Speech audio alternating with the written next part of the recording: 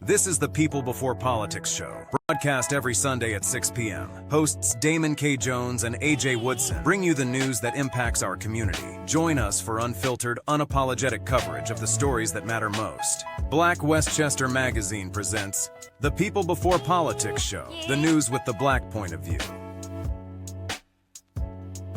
So, I think the first story, man, we definitely got to talk about Angie Stone.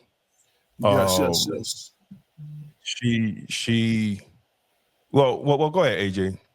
I'm just gonna kind of read the beginning of it. It's Grammy-nominated Right. R&B singer Angie Stone was killed early Saturday in a car crash. She was 63. At about 4 a.m., the vehicle she was riding in back to Atlanta from Alabama flipped over and was subsequently hit by a big rig.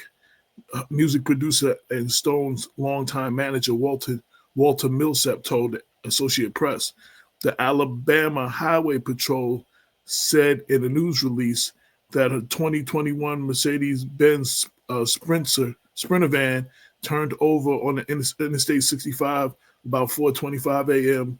Saturday before being hit by a 2021 Freightliner truck driven by a 33-year-old man from Texas. Angie Stone was pronounced dead at the scene, the Highway Patrol said.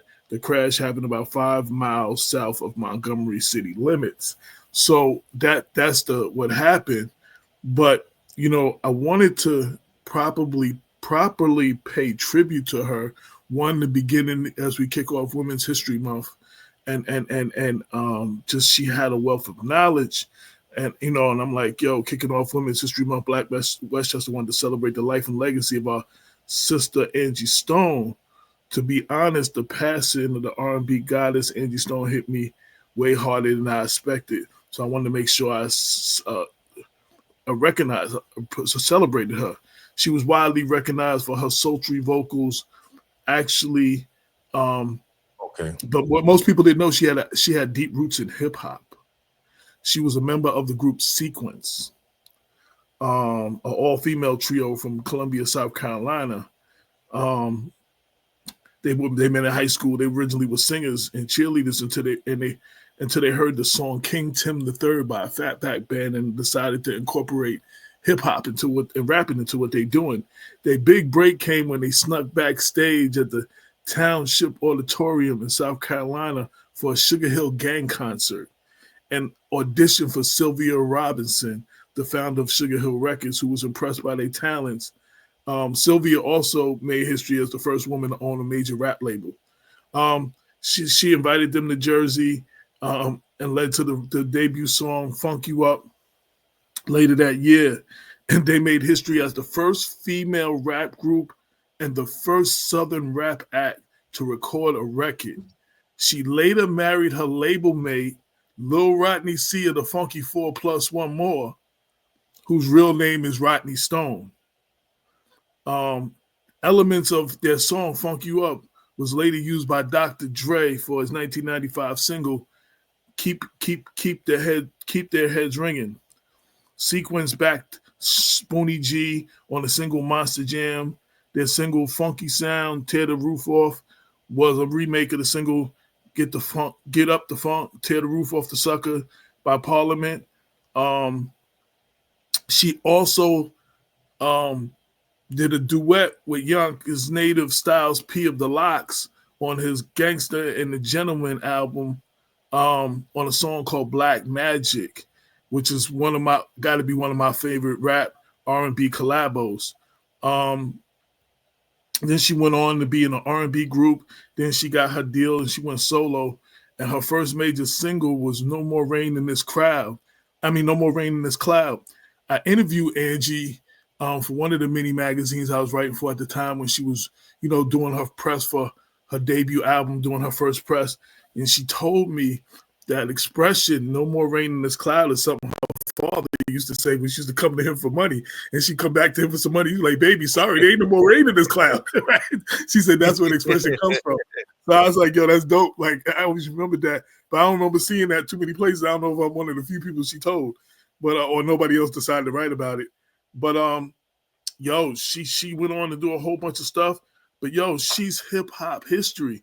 And lastly, I just want to say, she's remembered for a lot of songs, but one of my favorite joints on her second album, Mahogany Soul, where she expressed how she feel about black brothers. Black brother, I love you.